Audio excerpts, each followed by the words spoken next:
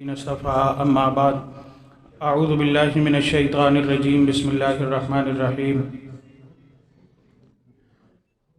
وما ارسلنا من رسول الا لیطاع باذن اللہ سبحان ربک رب العزت عما یصفون وسلام علی المرسلین والحمد للہ رب العالمین اللہم صلی علی سیدنا محمد وعلی آل سیدنا محمد وبارک وسلم اللہم صلی علی سیدنا محمد وعلی آل سیدنا محمد وبارک وسلم اللہم صلی علی سیدنا محمد وعلی آل سیدنا ومولانا محمد وبارک وسلم۔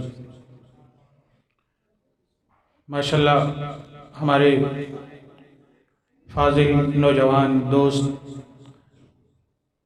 محترم مولانا محمد عمر ہاشمی صاحب حفظہ اللہ نے آج یہاں ایک خوبصورت محفل سجائی ہے۔ اللہ تبارک و تعالیٰ ان کے اس ذوق کو اسی طرح سلامت رکھے، پھلتا پھولتا رکھے۔ اللہ تعالیٰ ہمیں ان کی قدر کرنے کی اور ان سے استفادہ کرنے کی توفیق عطا فرمائے۔ ہماری آج کی یہ محفل اسی لیے ہے کہ محبت رسول ہمارے دلوں میں جاگزیں ہو، ہمارے دل و دماغ کے اندر محبت رسول کا اضطراب پیدا ہو۔ محبت رسول کا اضطراب انسان کو اطاعت پر مجبور کرتا ہے۔ محبت رسول کا اضطراب ایمان کی بنیاد ہے۔ ماشاءاللہ انہوں نے سبقاً سیرت کورس کروایا۔ اس کا مقصد بھی یہی تھا کہ ہمارے دلوں کے اندر رسول اللہ صلی اللہ علیہ وآلہ وسلم کی محبت کا ایک اضطراب پیدا ہو۔ یہ اضطراب ہمارے ایمان کی بنیاد ہے۔ یہ اضطراب انسان کو اطاعت پر ابھارتا ہے۔ یہ اضطراب دین کے لیے، اللہ اور اس کے رسول کے لیے تن من دھن کی بازی لگانے کو آسان سے آسان تر کر لیتا ہے۔ محبت رسول دیکھیں، کسی بھی انسان سے بندہ محبت کرتا ہے تو عام طور پر 3 وجوہات کی بنا پر کرتا ہے۔ کمال کی وجہ سے، کسی کے اندر کوئی کمال ہوتا ہے تو بندہ اس سے محبت کرتا ہے، یار بڑا باکمال آدمی ہے۔ اگر ہم کمال کو دیکھیں تو ہمیں رسول اللہ صلی اللہ علیہ وآلہ وسلم کی ذات گرامی کے اندر جہاں بھر کے کمالات نظر آتے ہیں، جہاں کے سارے کمالات ایک تجھ میں ہیں، تیرے کمالات کسی میں نہیں مگر 2 4۔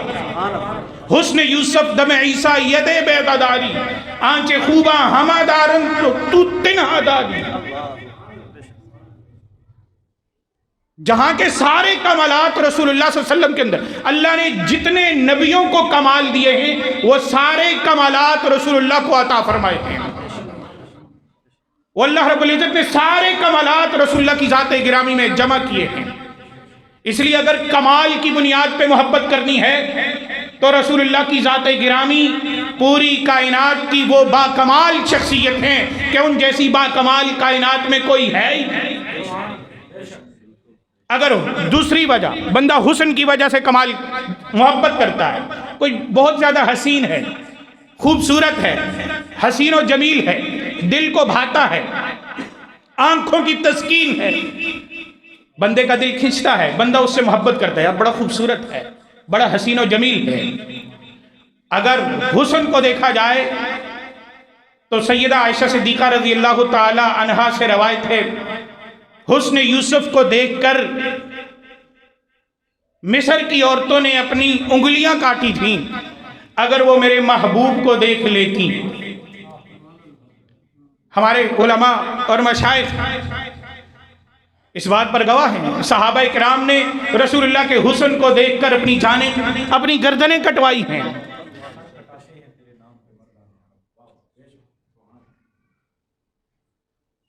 حسان بن ثابت رضی اللہ تعالی عنہ کے وہ شعر وَأَحْسَنُ مِنْكَ لَمْ تَرَ قَطُّ عَيْنِي وَأَجْمَلُ مِنْكَ لَمْ تَلِدِ النِّسَاءُ خُلِقْتَ مُبَرَّأً مِنْ كُلِّ عَيْبٍ كَأَنَّكَ قَدْ خُلِقْتَ كَمَا تَشَاءُ. نازاں ہے جس پہ حسن وہ حسن رسول ہے، یہ کہکشاں تو آپ کے قدموں کی دھول ہے. ایک کاروان شوق یہاں سر کے بل چلو، طیبہ کے راستے کا تو کانٹا بھی پھول ہے. اگر حسن کی وجہ سے محبت کرنی ہے تو کائنات کی اس سب سے حسین و جمیل ذات اس لائق ہے کہ اس سے محبت کی جائے. محبت کی تیسری وجہ احسان ہوتا ہے، نوال. کوئی بندہ کسی کے اوپر احسان کر لے، ہوتا ہے نا کوئی بندہ ہمارے بیٹے کو نوکری لگا لے، کوئی بندہ ہمارے فیور میں بات کر لے، ہم سلوٹ کرتے ہیں، ساری زندگی اس کا پانی اور یار فلانے نے فلانے موقع تے میرے فیور بے گل کیتی ہے، فلانا فلانی جگہ میرے کم آیا سا، فلاں نے فلان جگہ میرا ساتھ دیا تھا، فلاں نے میرے بیٹے کو نوکری پہ لگایا تھا. اگر احسانات کو دیکھا جائے تو رسول اللہ صلی اللہ علیہ وآلہ وسلم کو اللہ تبارک و تعالی نے تمام جہانوں کے لیے رحمت للعالمین بنا کر بھیجا ہے، محسن انسانیت بنا کر بھیجا ہے. اس نبی کے احسانات کا کیا تذکرہ کریں جس نبی کی خطا بھی اس کی امت کے لیے اس کا احسان ہے. ہمارے نبی کی بھول بھی ہمارے لیے رحمت ہے، نبی کا بھولنا بھی ہمارے اوپر نبی کا احسان ہے. رسول اللہ صلی اللہ علیہ وآلہ وسلم کو اگر نماز کے اندر بھول نہ ہوتی، امت کو کیسے پتا چلتا کہ بھول ہو جائے تو سجدہ سہو کیسے کرنا ہے. نبی کی بھول نے امت کو سجدہ سہو کا طریقہ سکھایا ہے. گویا نبی کی بھول بھی امت کے لیے نبی کا احسان ہے. اگر عقل کی بنیادوں پہ دیکھا جائے تو رسول اللہ کی ذات گرامی وہ ذات ہے جو انسان کی محبتوں کا محور اور مرکز ہے. لیکن ہم عقل کے پیچھے نہیں جاتے. اگر رسول اللہ بالفرض والمحال، ویسے یہ بات کہنی بھی نہیں چاہیے، بالفرض والمحال رسول اللہ صلی اللہ علیہ وسلم کی ذات گرامی کے اندر کوئی کمال نہ بھی ہوتا، آپ حسین و جمیل نہ بھی ہوتے، آپ کا ہمارے اوپر کوئی احسان نہ بھی ہوتا، تب بھی ہمارے لیے رسول اللہ صلی اللہ علیہ وسلم سے محبت کرنا واجب تھا، فرض تھا، اس لیے کہ پیدا کرنے والے نے ہمیں حکم دیا ہے کہ رسول سے محبت کرو. قرآن مجید کے اندر سورہ توبہ کے اندر اللہ تبارک و تعالیٰ نے رسول اللہ صلی اللہ علیہ وسلم کی زبان حق ترجمان سے اعلان کروایا ہے، قل ان كان آباؤكم وابناؤكم واخوانكم وازواجكم وعشيرتكم واموال اقترفتموها وتجارة تخشون كسادها ومساكن ترضونها احب اليكم من الله ورسوله وجهاد في سبيله فتربصوا حتى يأتي الله بأمره. اگر تمہیں تمہارے بچے، تمہیں تمہارے والدین، تمہیں تمہارے بہن بھائی، تمہیں تمہاری بیویاں، تمہیں تمہارا خاندان، قوم، قبیلہ، تمہیں تمہارا مال، تمہیں تمہاری دکان، تمہاری تجارت، تمہارا گھر بار اللہ اور اس کے رسول سے زیادہ محبوب ہے تو پھر انتظار کرو اللہ کے عذاب کا. لا يؤمن احدكم حتى اكون احب اليه من والده وولده والناس اجمعين. ایک صحابی نبی کریم صلی اللہ علیہ وسلم کی خدمت میں حاضر ہوئے. محبت جن 3 وجوہات کی بنا پر ہوتی ہے وہ تینوں کی 3 وجوہات رسول اللہ کی ذات گرامی میں بدرجہ اتم موجود ہیں. اللہ کا حکم موجود ہے، رسول اللہ کا ارشاد موجود ہے.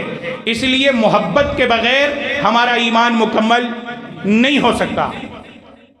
محبت تو ہم کرتے ہیں لیکن ضرورت اس بات کی ہے ہماری وہ جو عقلی محبت ہے، یہ محبت ہماری طبیعت بن جائے، یہ ہماری رگ و پے میں دھس جائے، یہ محبت خون کی طرح ہمارے رگوں میں دوڑنے لگ جائے. ضرورت محبت کے اضطراب کی ہے. ضرورت اس بات کی ہے کہ رسول اللہ صلی اللہ علیہ وسلم سے ہماری جو عقلی محبت ہے اسے ہم اپنی طبی محبت بنا لیں. اس لیے کہ صرف عقل کی بیس پہ نجات نہیں ہونے والی. حدیث مبارکہ میں آتا ہے جب انسان فوت ہو جاتا ہے قبر کے اندر اس کے رشتہ دار، اس کے دوست اقارب، سارے چاہنے والے، جانیں قربان کرنے والے، اس کی خاطر لڑنے والے جب منو مٹی تلے اسے تنے تنہا اکیلا چھوڑ کے مٹی جھاڑ کے واپس آ جاتے ہیں، منکر نکیر آتے ہیں، سوال و جواب ہوتا ہے۔ حدیث مبارکہ میں آتا ہے مردے کو ایک تصویر دکھائی جاتی ہے، پردے ہٹائے جاتے ہیں، رسول اللہ کی زیارت کروائی جاتی ہے، اور پھر یہ پوچھا جاتا، یہ نہیں پوچھا جاتا کہ محمد صلی اللہ علیہ وسلم کون تھے، پوچھا جاتا ہے کہ یہ کون ہے، یہ جو تصویر والی شخصیت ہیں، یہ جو پردے ہٹے ہیں، روضہ رسول میں جو استراحت فرما رہے ہیں، ان کی صورت دکھائی جاتی ہے اور پوچھا جاتا ہے انہیں جانتے ہو؟ انہیں ہم کیسے جانیں گے؟ ظاہر ہے جب ہمیں ان کے بارے میں پتہ ہوگا۔ سیرت کورس کا مقصد یہ تھا کہ ہمیں پتہ ہو کہ رسول اللہ کی آنکھیں کیسی تھیں، رسول اللہ کا امامہ کیسا تھا، رسول اللہ کا رنگ کیسا تھا، رسول اللہ کی داڑھی مبارک کیسی تھی، رسول اللہ کا لباس کیسا تھا، رسول اللہ کا اٹھنا بیٹھنا کیسا تھا، رسول اللہ کی صورت کیسی تھی، رسول اللہ کی سیرت کیسی تھی۔ ظاہر ہے ہم نے صورت پڑھی ہوگی تو ہم پہچانیں گے نا، یہ ہماری وہی جانی پہچانی شخصیت ہے۔ اگر ہم نے رسول اللہ کے بارے میں پڑھا ہی نہ ہو، میں افسوس کے ساتھ کہنا چاہتا ہوں ہمارے نوجوانوں کو کرکٹ ٹیم کے 11، پتہ نہیں مجھے یہ بھی نہیں پتا 11 کھلاڑی ہوتے ہیں یا 12 ہوتے ہیں، یہ 11-12 کھلاڑیوں کے نام تو یاد ہوتے ہیں، لیکن رسول اللہ کی 11 ازواج مطہرات کے نام کسی کو یاد نہیں ہے۔ سینکڑوں کے مجموع سے پوچھا جائے کہ کوئی ایک بندہ کھڑا ہو کے ازواج مطہرات کے نام بتا دے، اللہ کی قسم رونا آتا ہے۔ وہی مجمع جس میں 90-95% لوگوں کو کرکٹ ٹیم کے کھلاڑیوں کے نام ازبر ہوتے ہیں، رسول اللہ کی ازواج مطہرات کے نام یاد نہیں ہوتے۔ اس سیرت کورس کا مقصد یہ ہے کہ رسول اللہ صلی اللہ علیہ وسلم کی محبت۔ عبداللہ بن عمر رضی اللہ تعالیٰ عنہ کے بارے میں آتا ہے، راستے میں جا رہے ہیں، ایک جگہ سواری روکی، سواری سے اترے، ایک درخت کے قریب گئے، جیسے پیشاب کے لیے بیٹھا جاتا ہے ویسے بیٹھے۔ الفاظ مناسب نہیں ہیں لیکن میں سمجھانے کے لیے آپ کو بتاتا ہوں، جیسے پیشاب کرتے ہیں اس طرح پیشاب کرنے کی ایکٹنگ کی، اٹھ کے واپس آ گئے۔ خادم نے پوچھا حضرت جب آپ کو حاجت نہیں تھی تو سواری روکنے کی، وہاں جانے کی، یہ ایکٹنگ کرنے کی ضرورت کیا تھی؟ اب اگر عقل سے پوچھا جائے نا تو عقل یہ سوال اٹھاتی ہے، عقل یہ کہتی ہے کہ ہاں پوچھا جائے کیا ضرورت تھی، کیوں اپنا وقت ضائع کیا ہے، کیوں سواری روکی ہے، کیوں اترے ہیں، کیوں وہاں جا کے پیشاب کرنے کی، جب حاجت تھی ہی نہیں تو پھر یہ ایکٹنگ کیوں کی گئی؟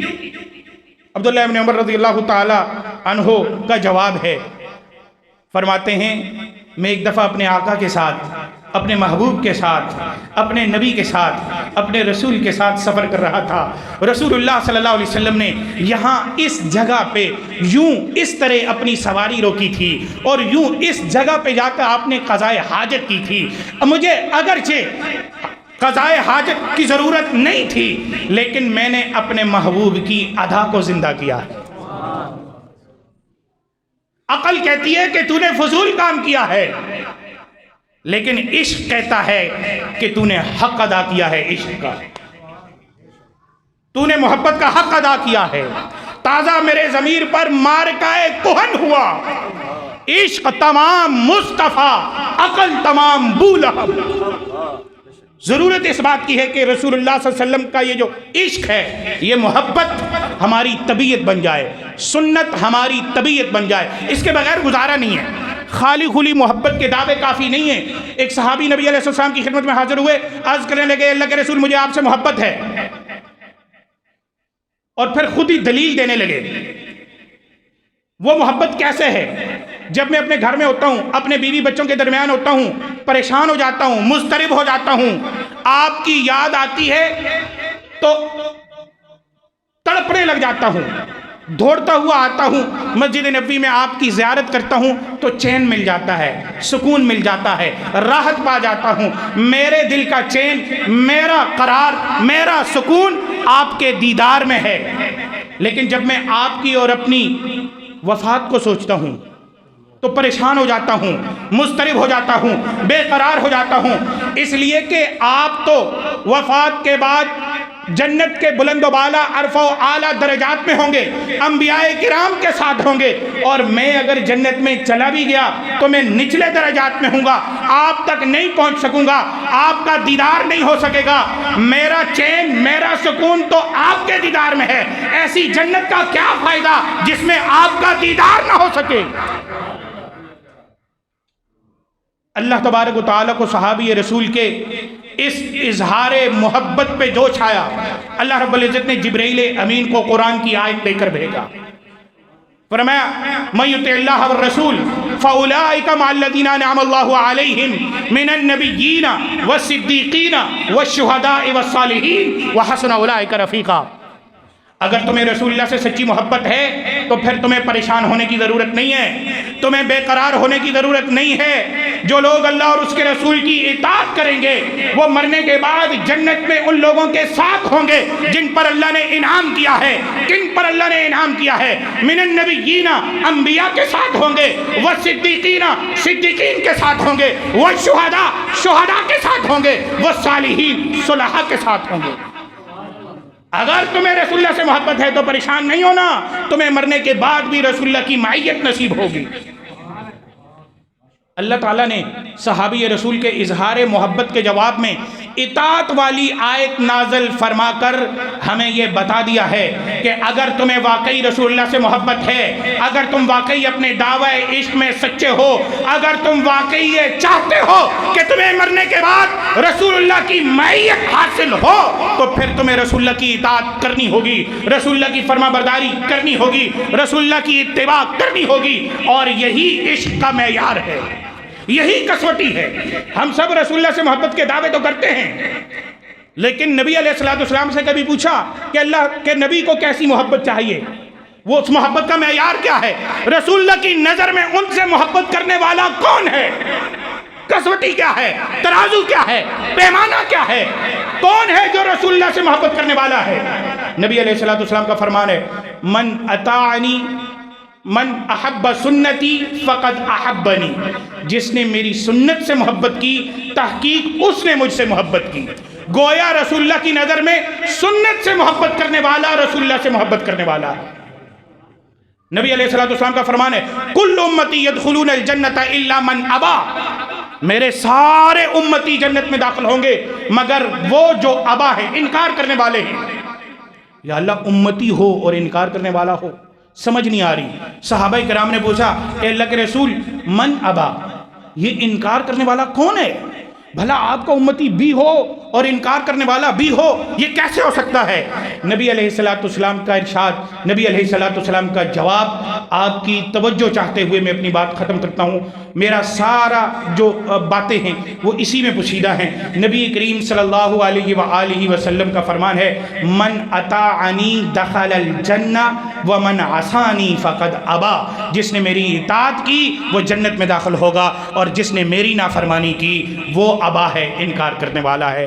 اللہ تبارک و تعالی ہمیں رسول اللہ صلی اللہ علیہ وآلہ وسلم کی کامل اتباع کی توفیق عطا فرمائے۔ وما توفیقی الا باللہ۔